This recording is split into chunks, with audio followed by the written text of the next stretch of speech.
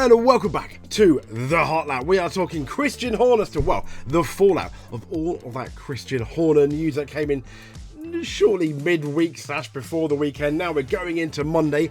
This is very much on Sunday. What on earth is going on? Well, we are going to try and swim through the quagmire of news reporting and chaos to give you, really, if I'm honest, some people's opinions where people think Christian Horner is going to go, what the end game is, and who caused all this? Maybe.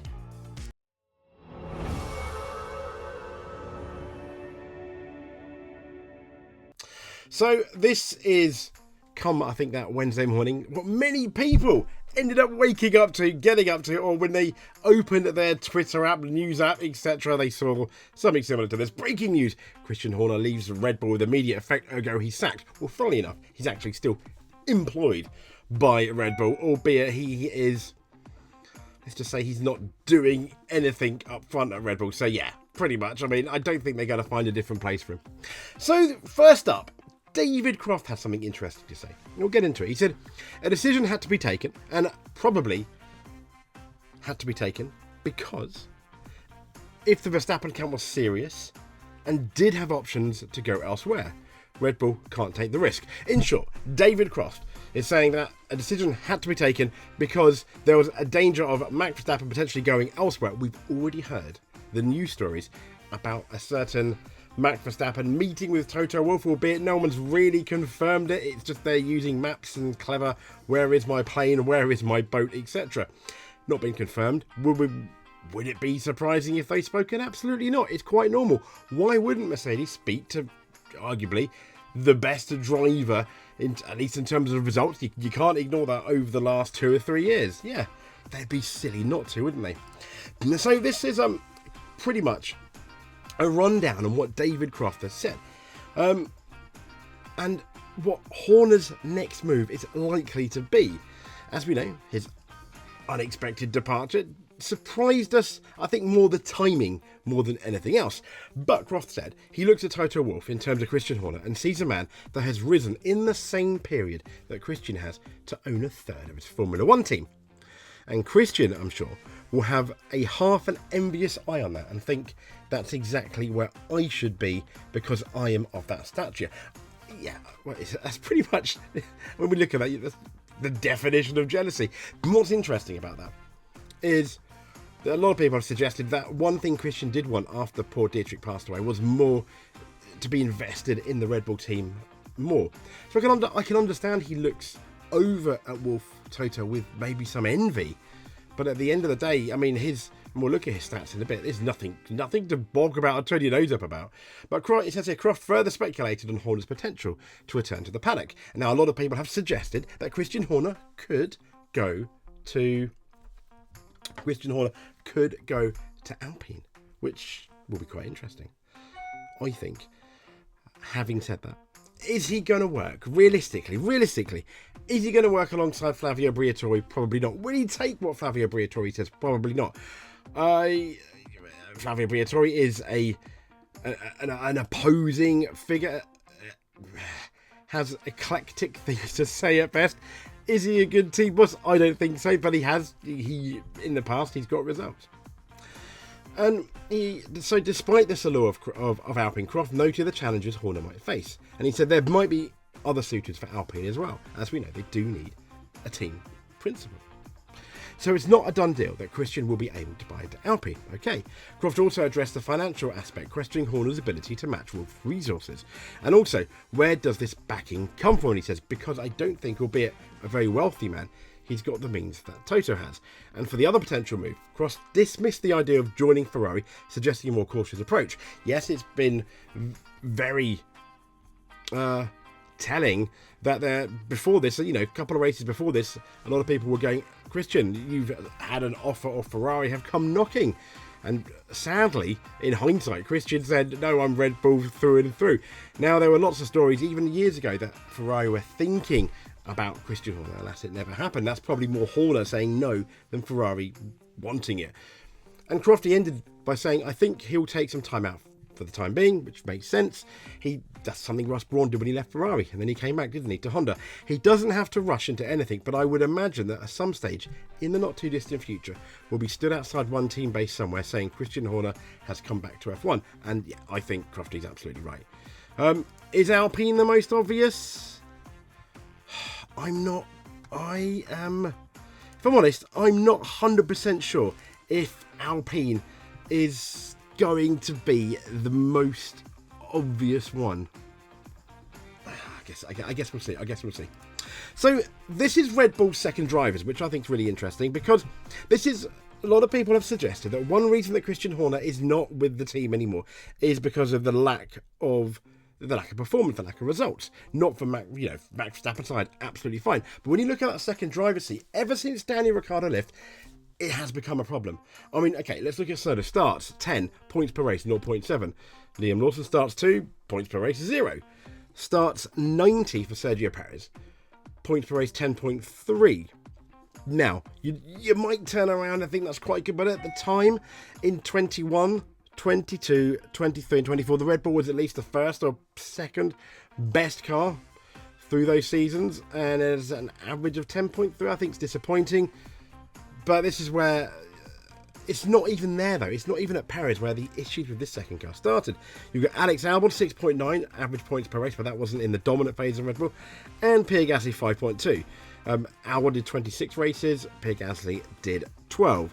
It's not particularly good luck, but you cannot forget, though, that as a team principal, he's in second place as a team principal that has the most race wins. Toto Wolff's on 120, so it's close. Frank Williams even is on 114. John Todd on 98. Ron Dennis on 138, but Ron Dennis has been around for a long, long time. From the 80s up until the 2000s. Well, the mid 2010s when his the McLaren board were like, "Thank you, Ron." No. So Jeremy Clarkson has also come out and weighed on what he thinks is going to happen to Christian Horner. He says the clever money is saying he'll go to Alpine.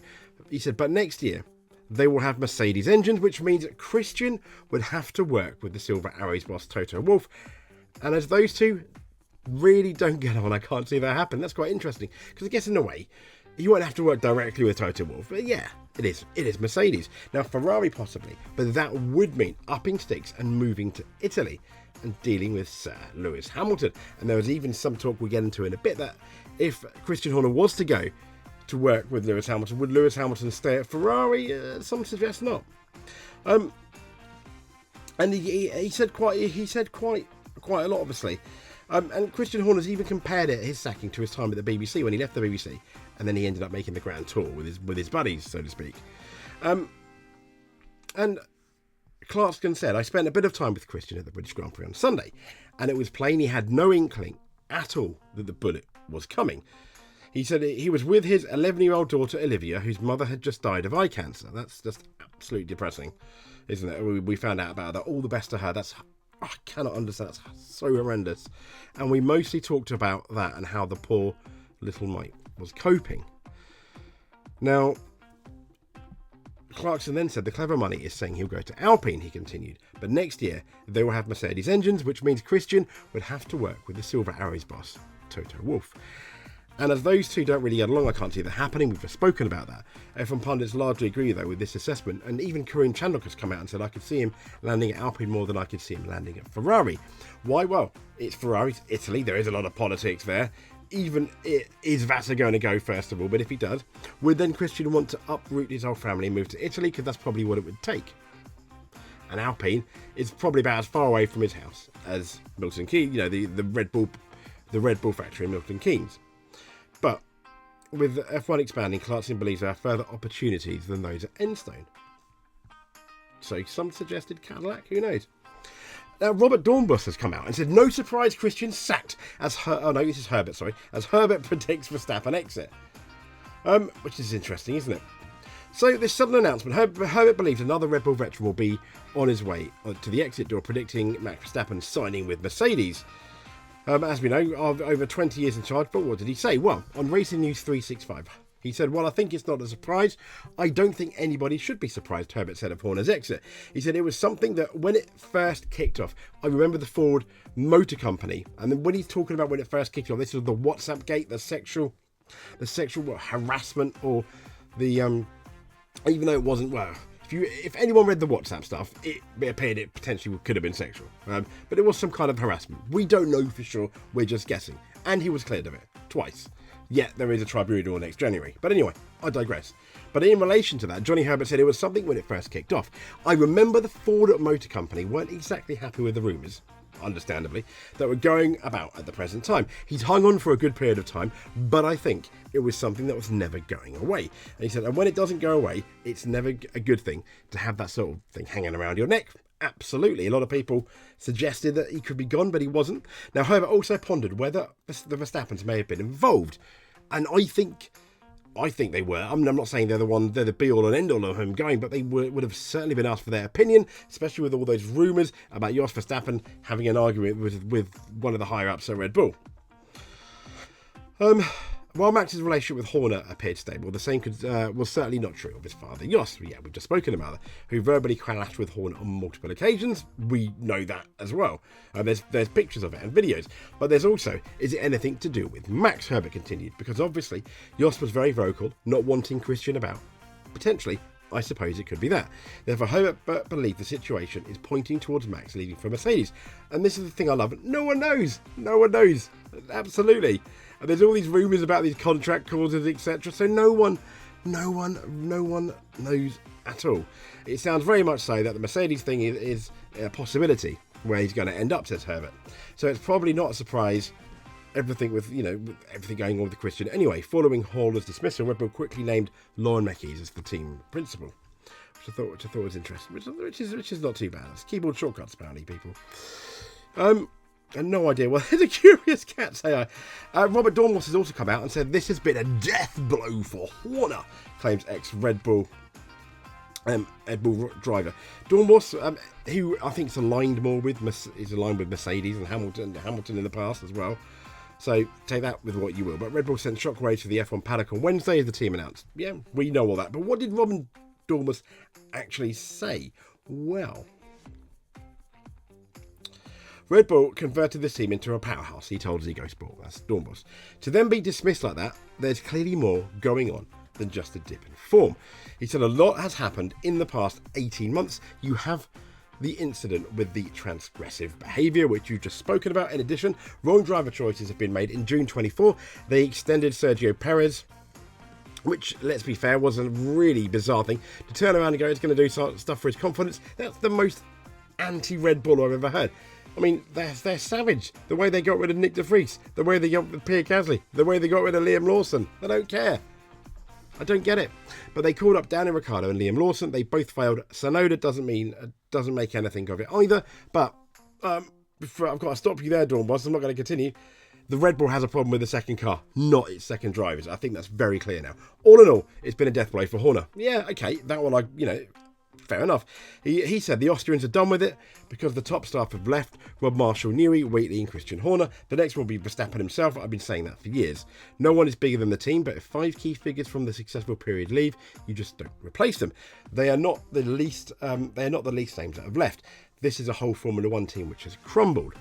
And it is really kind of sad. And yeah, a lot of it, I think, where we see Red Bull is, and they've crumbled so quick, but we need a pause, because this was the team that was in pole position for Silverstone. This was the team where if Silverstone was dry, that sort of gamble setup, the low downforce setup that Max Verstappen did gamble on, may have still got him on the podium or won in the race. We don't know. It rained, and everyone then said in hindsight it was a silly decision. There was a fair chance of rain, to be fair. And it's whether you believe that it is the UK. The weather can change just like that. That's the thing. So there we go. Is Max going to Mercedes? I don't think he's going to Mercedes in 2026. We did a whole video about it. Why, when you've got George Russell, you've got Kimi Antonelli, you've got George Russell in the prime of his life at a much discounted rate compared to Verstappen. Is Verstappen tens of millions better than George Russell? No. Is he better than George Russell? very likely, yeah, possibly, yeah.